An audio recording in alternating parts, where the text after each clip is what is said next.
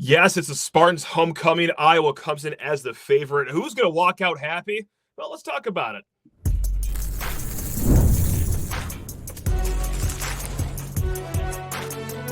You are Locked On College Crossover, part of the Locked On Podcast Network.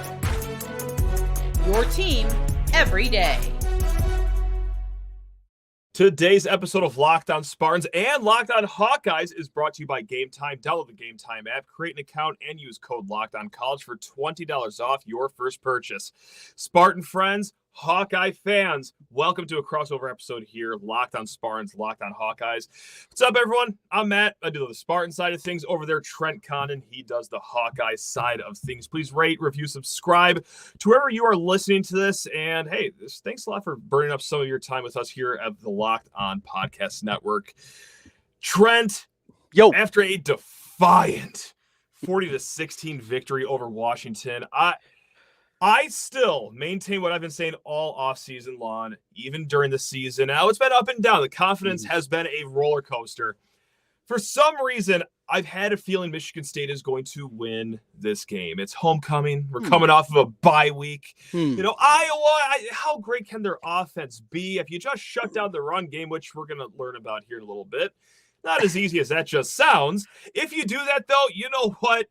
College football is for magic happening, and I think it's going to happen here in East Lansing. I still think MSU wins this game, but I would be lying to you if I said that. My confidence was still high. Man, you guys got a good team over there. Trent, how are you feeling about this game right now? Let's just cut to the chase. Yeah, I think the complete opposite of you. Okay. This is one, even though it was a road victory during the offseason, new coaching staff coming in for Michigan State. You guys obviously know all the lines and cliches, and Hawkeye fans know this is one that I think most people had, not just in pencil, had in pen for road victory, year number one. So looking at it after the way Iowa played a week ago, the way this team definitely feels like they are trending, what we've seen out of Kaleb Johnson and what we've seen out of Michigan State, even off a bye week, well, I can come back and say, maybe this is a look-ahead spot for Michigan State, with Michigan looming the week after this one. So I think we could kind of play both sides, but it's fun that both feel good about our squads at the very least, that there's a very realistic path probably for each of these teams to get a victory on Saturday night.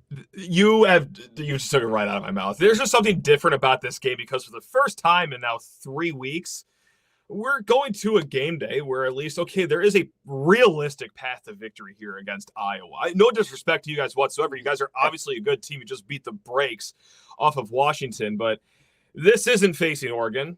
And then 6 days earlier, facing Ohio State. So, I do have a little pep in my step. Still nervous. So let's not get it twisted here. But, it is nice to, be somewhat competitive. And I got to tell you, the bye week came at just the right time for our team. We're going to hopefully get some injured guys back. Just complete, whether it's physical or just mental, you take a lot of lumps when you face Ohio State and Oregon back-to-back. So, feeling okay in that regard, too. But I got to say, I'll say it again, 40-16 win over Washington. Looked incredible. And your quarterback over there, Cade McNamara, he called that game, quote, a big step. Agree or disagree? Was it really a seismic shift for the Iowa program? I think so, because for the first time all year, they beat somebody good. Minnesota's not good. Illinois State's not good. Troy's not good. So it was a win against a quality team. And I still think that Washington team, look, the final score was not indicative of the way the game was. And it's funny. My nephew went to undergrad at Washington. Okay. He brought a bunch of buddies from Washington, guys that had never been in the state of Iowa before. And hearing them and some other Washington fans after the game, like, oh man, look at the box score. How do we get beat 40-16? It's crazy. They obviously have never watched Iowa football before because this was a thing of beauty. This was the first 2 drives of the game. Washington marches down the field. The first one, I think it was 13 plays, over 70 yards, took over 7 minutes off the clock. Iowa blocks a field goal. The next time down, they march right down the field again. But then after that, Phil Parker, Michigan State alum, longtime defensive coordinator, and one of the best defensive coordinators in all of football. He figured it out. all right, we're going to ratchet up pressure a little bit more for a long stretch, basically playing 4 defensive ends in the game. We're not going to play defensive tackles because they're going to be throwing the football around. We're going to play that. We're going to get our speed rush tandem out there with Brian Allen coming into the game and Max Llewellyn. And I went that direction. And suddenly Iowa makes a couple plays defensively, booms a long punt. Oh, yeah, we're still talking punting over here in Iowa City. And all of a sudden, you look up, they make a couple of 4th down decisions that they're going to go for it. Iowa gets a short field. And just like that, it's a blowout. And this is something we haven't seen recently for Iowa, where the games that were victories, and they piled up a ton of victories here recently, but they were just so ugly and just pulling teeth to get there. Now, if Iowa plays their style, they can win football games and win football games comfortably against at least decent competition. That's, I think, where some of the excitement's coming from the Hawkeye side of things. I'm glad you brought the box score, because I just mentioned this on a recent episode of Locked On Spartans, is that, like, if you just look at the box score, Washington ran 80 plays, you guys ran 51. They outgained you guys by 50 yards, but yet you beat them by 1,000 points. Because truly, like, there's only, 1 or 2 teams in this conference that can have a game like that and still win decisively. That's just Iowa football, baby. Yeah. Of course, you know full well. But look, the offense has obviously taken a step forward from last year. We'll get more specific here in the next segment when I grill you about Iowa, but happy with the offense so far. Obviously, you got a stud in Kaleb Johnson, but like it was going from the lowest bar possible where you guys were before. Is there a smile on Trent Condon's face every Saturday when he watches the offense now? Well, not every Saturday. I mean, we Okay. still had the second half against Iowa State where things went in, and that one still leaves a sour taste in the mouth. But overall, absolutely. So to bring in Tim Lester, who was not some home run hire. This was not a guy that people were clamoring for. Sure. This is a guy that was working as, he was not even assistant coach last year, being an analyst with the Green Bay Packers. Now, listening to him, he learned a ton. He has a lot of connections to the Shanahan tree, and with it, Matt LaFleur in Green Bay. So those were good things to hear, but this is not, they didn't go out and get Chip Kelly. Though Chip Kelly apparently called Kirk Ferentz. That's another conversation that we had before things happened. Hey, now. Wow. That was happening well before he found his way to Columbus, but a story for another day. Wow. But that's not what it was. Tim Lester was one of 2 guys. The other one that was one of the finalists, he also didn't get a big time job. So, but they took so long to get there. Anything, though, was going to be, you're talking about it's getting a thimble full of water in a desert, right? And that's after watching this Iowa offense. That's what it is, because you look at the most simple things. I don't know if you saw the play last week by Kaleb Johnson, the touchdown that he scored, receiving touchdown. Yes. It's a very simple concept. You got 3 guys on the right side of formation, 2 receivers and a tight end. They just flood out to the left, and he leaks out to the right side. Yeah. He beats the linebacker. He gets into the end zone. It's like a 25-yard touchdown. Michigan State fans, I know you're probably laughing right now. No, but really. Yeah. We didn't see this for the last 3 years. I get it. Yeah. It's simple, very sophomoric kind of offensive schemes that we're seeing, and yet it's eye-opening. Wow, look at this. Look at the ground game, which has been what I was supposed to be, had been stuck in mud for years. And though they still tried to run the football and could at times, the zone blocking scheme that they ran was something that was innovative 25, 30 years ago in today's environment, where you can't cut block anymore. You can't hit that backside linebacker or defensive end. It was dead on arrival. You couldn't run outside zone the way I would have done it for the 25 years previous. And because of that, there was nothing left. Now you're seeing more innovation in the ground game. So there is a lot of excitement here. Yes, the offensive numbers are not going to wow you, but after what we've watched, certainly over the 2.5 seasons previous, there's a lot of excitement about those kind of things. And I'm going to guess from your perspective, it's year number 1, but you guys had to see some positive signs that gets you pumped up too. Without question. And, similar to the Iowa offense, just MSU as a whole program, Trent. Our bar was 50,000 feet below the Earth's crust. Not a lot of great things going on here at Michigan State, but look, while the points per game is, nothing to write home about, I think we're at 15.7 points per game. Not great at all. The offense at least looks different because, well, you know what? Anchored by the quarterback, Aiden Charles, physically gifted. He has all the traits that you want. Really, it's like bringing home, that perfect person to mom and dad, hey, I want you to meet so-and-so. They got so many great things going on, except like they got that one weird thing they do where they commit arson when they sleepwalk. It's like a major red flag for Aiden Charles. That's turning the ball over so many times. But you know what? Young quarterback. I'm a lot more patient than other fans are. I will give him the grace to iron that out because we do see just brilliance with his legs and his arm. But yeah, that's just the quarterback. On the defensive side of the ball, we stole away Minnesota defensive coordinator Joe Rossi. And look, just already in year one, the way he calls the defense differently from game to game, already working with so many injuries too throughout the season. With the palette he has to work with on the canvas, he's putting up as much of a Mona Lisa as he could so far, if you just ignore that Oregon game. But that's a minor league NFL team, so I didn't lose too much sleep over that one. But yeah, things are looking better, Trent. Are we going to go to the Rose Bowl in year one? No. But hey, you know what? We're 3-3 at the bye week. That's pretty much what any reasonable person could have expected, and here we are. It's on schedule for year one is the short way of answering that question.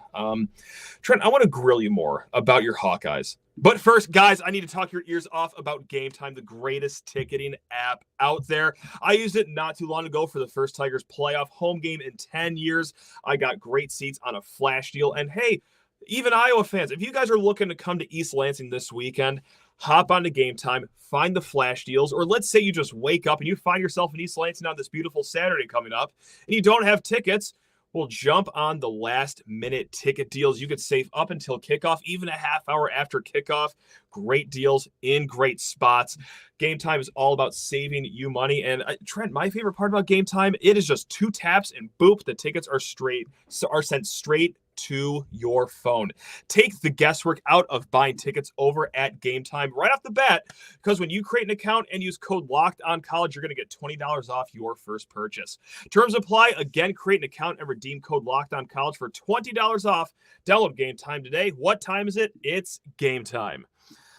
All right, Trent. So the whole offseason this season, the calling card for stopping Iowa is just stop the run. Mm-hmm. Just stop the run. Yeah. And then you see Kaleb Johnson play just at least one quarter of college football, and you realize, oh, this isn't just your normal, just slow down the running back thing. This guy's incredible. So my first question, Trent, Kaleb Johnson is the best Iowa running back since?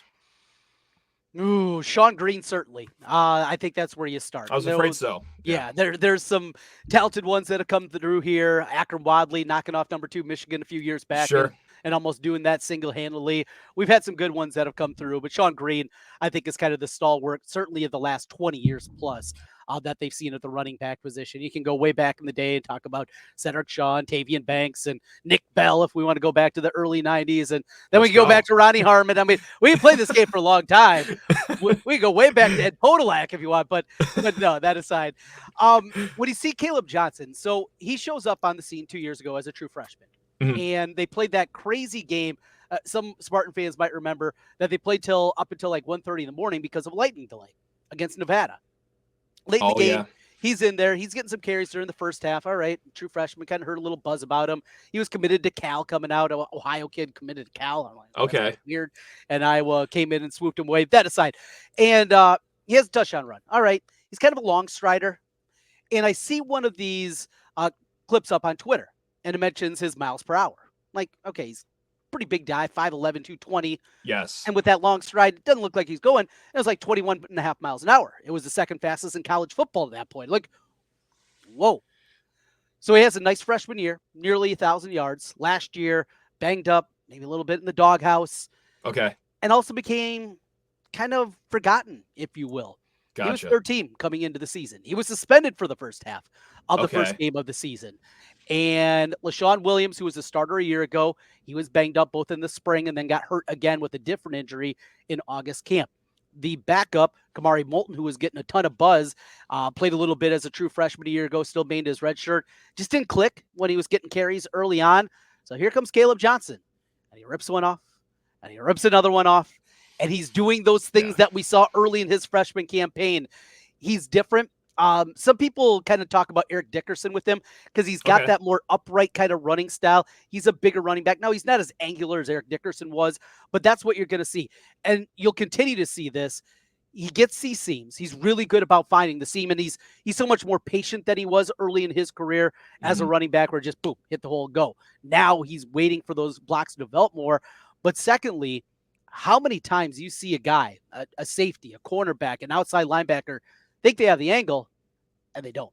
That angle, and it's again because of those long strides, and just the way that he runs is so deceiving of how fast that he is, and that's why I think you're seeing so many big runs. He's got the most 20+ runs, yard runs in college football, and that's a big reason for it. And the offensive line just does such like a clinical job of just zone blocking too. And some of these runs, I mean, and even the ones where things fall apart, it's like, okay, well, there are 3 people in the same phone booth as him. Finally, he's going to take a tackle for loss.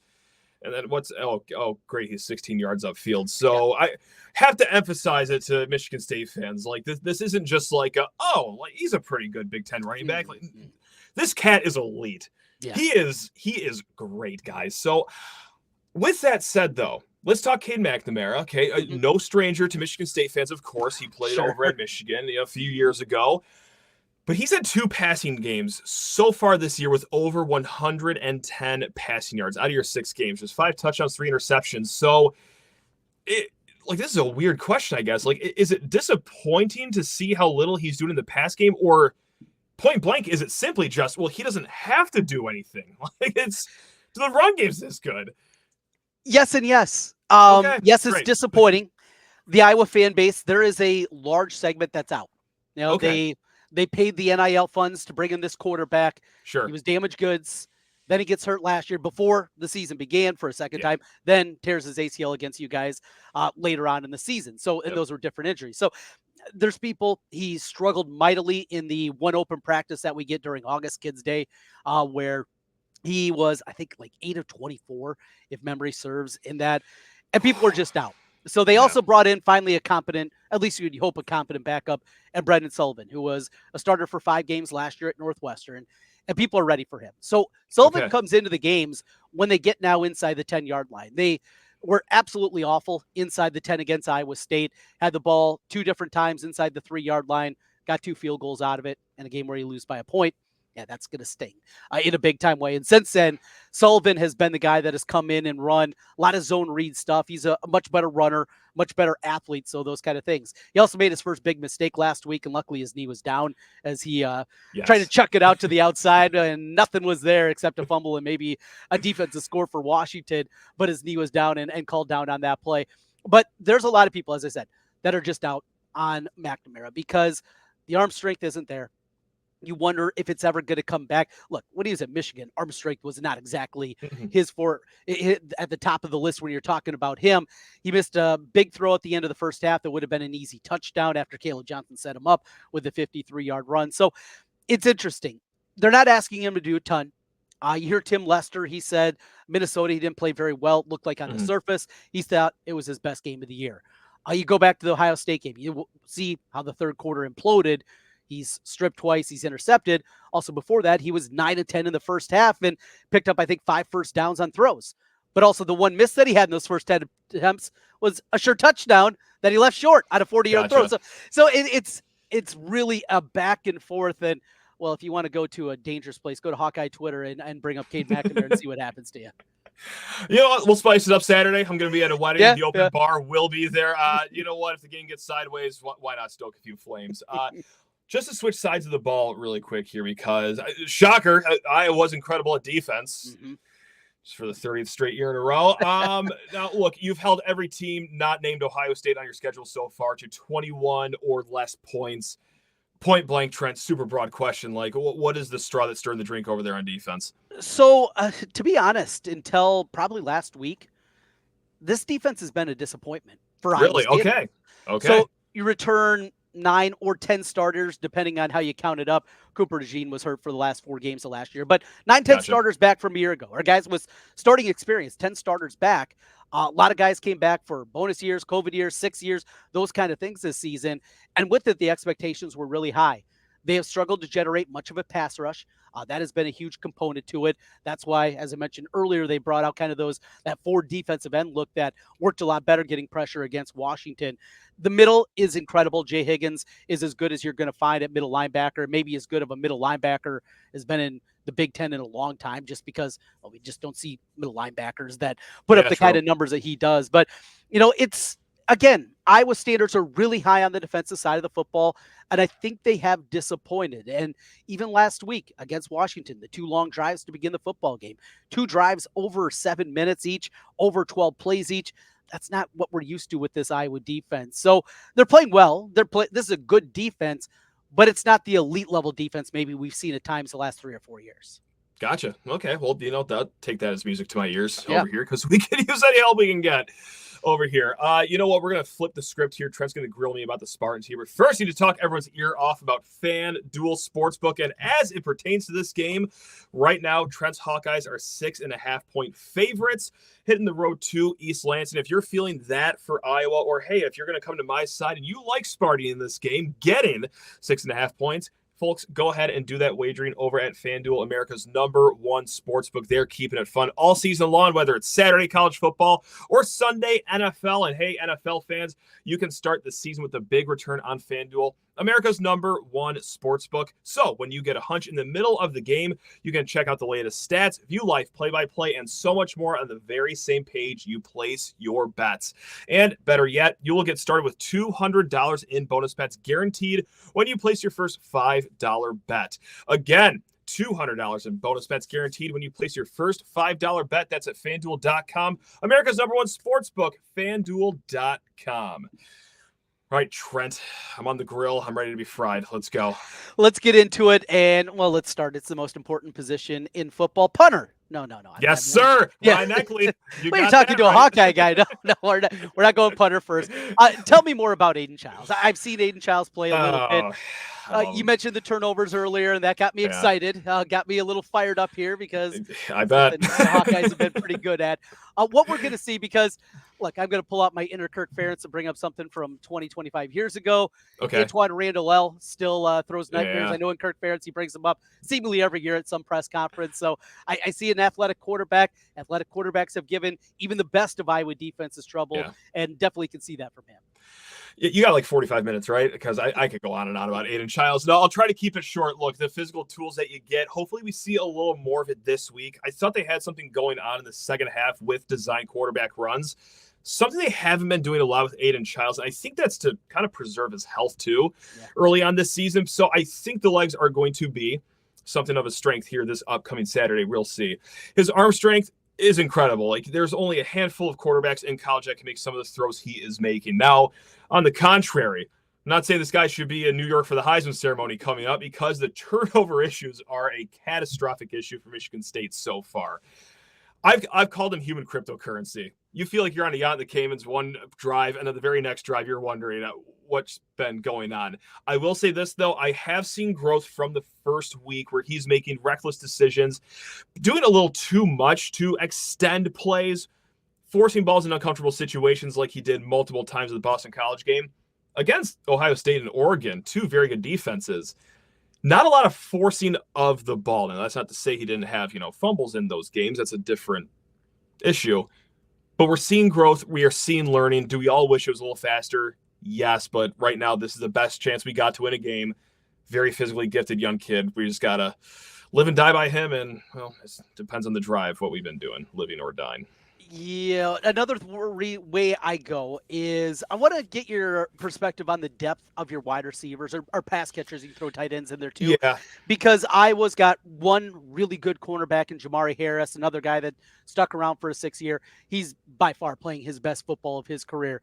The other side has been a revolving door. They've had 3 different guys out there, really back and forth between 2. So depth at the wide receiver position, Andre Rison, BJ Cunningham, Mark Dell. I mean, you guys, I think Michigan State, I always think about, you always have a dude. Do you have a couple of dudes this year? It's a fine room, the wide receiver. I don't think I'm out of line saying that. I'm not, going to shine him up too high. I'm also not going to dog them completely. Montori Foster comes back, very veteran guy. He's had good moments this year. Jerron Glover, decent moments. What we are trying to break in, though, is Nick Marsh, former top 150 recruit overall. He's a true freshman this year, and he's had some great moments so far. Maryland, he absolutely torched the Terrapins. But he still is a little unrefined. He's still raw. Like, where he made a lot of his hay against Maryland is just those fly routes, those post routes down the field, basically being like, I'm 6'4", I'm fast, none of you guys are. And for some reason, you only have one guy on me with no safety help. So that was the benefit that we got with Maryland. And he still has some good moments even outside of that game. But overall, with Nick Marsh still being as young and raw as he is, and the other guys just not being big yards after catch guys either, it's a fine room. I know it's such like a lame answer, but they're yeah. Yeah. Tight ends are too. Like we brought over Jack Velling from Oregon State, caught 8 touchdowns last year, led the nation in tight end touchdowns. So far, no touchdowns at all from our tight ends, but that happens when you have, I think it's 6 or 7 red zone turnovers now.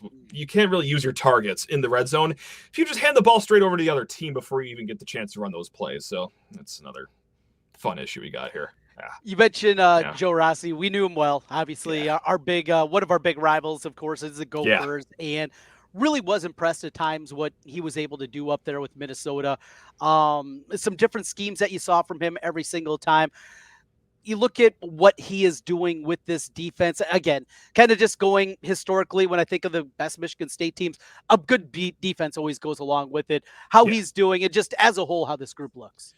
I think pretty strong. And like that Oregon game was such an outlier for run defense specifically. And like that's what, gave me pause, because even against Ohio State still on paper ran the ball pretty well. But they had 3 explosive runs that kind of skewed the numbers. And I'm not going to do the whole like, they actually didn't happen. No, like those plays happen, but at least it wasn't Ohio State getting like 7 yards, 9 yards, 8 yards, like off the rip every time, like Oregon did the following week. So 6 games into the season, the run defense has looked good, if not great. And 5 of them, it's just that one outlier is with an Oregon team that has really, really talented players. And well, when you guys have a really talented running back and you guys are so technically sound at the blocking, that's what gives me a little pause. But overall, especially with the 2 departures we had before the season with Derek Harmon and Simeon Barrow, our 2 defensive tackles, I think the run defense has been probably the surprise of the year for us so far. We just need to see a big bounce back from what we saw before the bye week, because, wow, that was a step backwards. We hope it's an outlier. Hope. All right. So Iowa recently has won with defense, not much offense, and special teams, though. Special teams have been inconsistent in the punting game after Torrey Taylor and what he's done, and now with the Chicago Bears. 4th round, yes, Iowa punter was drafted in the 4th round. And I loved it. Yeah. You talk to Bears fans, and they absolutely love him. Yeah. Because it's ridiculous. So they brought in another Aussie who had his best game in a Hawkeye uniform this past weekend. Had a 55-yarder, 61-yarder. The 61-yarder, I mean, just oohs and ahs at Kinnick Stadium, because we've seen a lot. That's amazing. Yes. Right. And our field goal kicker just missed one. It was a 50-yarder against Ohio State. Outside of that, he's been perfect. He was really good towards the end until the end of last season. So special teams have been good. We got a good returner. So that's how Iowa kind of closes the margin, right? If you're not going to be elite, that's how they do it. How about you guys? I mean, the Hawkeyes got a chance of busting out a big return here, winning the kicking game. How's it looking special teams wise? Much cleaner than last year. Oh my, Trent, I almost went to jail some nights after recording this podcast because I could not stand our special teams unit or the coach. Oh, I was posting the guy's address on my main account. No, I'm just kidding. It is better. It is marginally better because it couldn't get any worse. But look, Ryan Eckley, one of the best, if not the best punter in the Big Ten right now. Jonathan Kim, the guy who I believe has the Kinnick Stadium record for the longest field goal. Right? I got bad news for Iowa fans. He is still around. He is still kicking. He buried a game-winning field goal against Maryland earlier this year. Call him cool, collect, and still has a cannon for a leg. So special teams are looking pretty good right now for Michigan State, and that's been one of the things I would always bring up if we had talked about the Iowa game in the offseason is like, look, this is going to be a race to 20 points. What happens in those games comes down to special teams and who can take care of the ball best. And I feel good about the special teams portion of this. The $1 million question is the whole turnover thing, like I've said 15 times. So, yeah. I think we get the narrative on that one. All right, Matt. 100%. So, bowl eligibility. We were joking about this on my radio show today. So I host a show in Des Moines we're at the crossroads. We have both Iowa and Iowa State, and Iowa State got to 6-0 bowl eligibility. That used to be such a huge deal for them because we're talking about one of the most moribund programs in the country. As they were sitting at 5 wins last week, it didn't get brought up once, which never happens. You guys are in a different boat, though. You're rebuilding. You're number one of a new staff. Does it feel like this is one at-home night game you got to put in the win column if you're going to get bowl eligibility? I think so. This is what we kick the week off with is this game and or the Michigan game must wins. And I think so too, because if you let, a 5-game losing streak slip, well, November, what looks like a cupcake schedule, now you have Illinois who looks solid. Now you have Indiana who looks really solid. Rutgers at the end of the year, strong defense. Can you steal all 3 of those games with the Purdue game sandwiched in the middle of all of that? Not to be disrespectful to the Boilers, but do it. You need to have that 4th win, I think, as you go into that last month to steal, or just to have 2 wins is all you need to get bowl eligibility, which I need to see, Trent. I haven't gotten a bowl game shirt since 2021 when we made the Peach Bowl. My wardrobe is getting dated here. It can't be like this every year. It won't be like this every year where we're just praying for a bowl game. But in year 1 of a rebuild with a strong schedule, I like today I opened up Brett McMurphy's piece of bowl projections. And he had us in the First Responders Bowl. Nice. It's like I'll donate a kidney right now just to have that bowl game. Let's go, baby. Let's just play that January 3rd bowl game against Arizona, and let's have ourselves a party and get ourselves a new T-shirt for the whole wardrobe. So, no, I do think this is a must-win game, and if not this one, then the one after that against Michigan. So, all right. We'll see. So prediction time. What are we going to see? Give me what you believe this thing's going to be. I can't back down yet, so I'm going to go Michigan State 23, Iowa 21. What an evening this will be. The open bar at this wedding is going to be tested. The limits are going to. How about you, Trent? I think we're going to see something goofy, probably a lot of field goals. I have the Hawkeyes pulling it out. 19-17. How about that? You know what? Yeah. 4 that field only goals. Makes sense. Yeah. Just like the odd number should. I should. We've seen this too much. Yes. I know better than this. Yeah, it's going to be 22-15. Like of course it is. Yeah. It's going to be a scoregami. Trent, this has been a hoot and a half. Love what you do over there at Locked On Hawkeyes. What's up, everyone? Hey, it's Matt over at Locked On Spartans. Come catch us after the game this Saturday. Whoever wins, whoever loses, guess what? Both shows are going to be happening. So, folks, thank you very much for listening to Locked On Spartans, Locked On Hawkeyes, part of the Locked On Podcast Network. Go enjoy the rest of your week.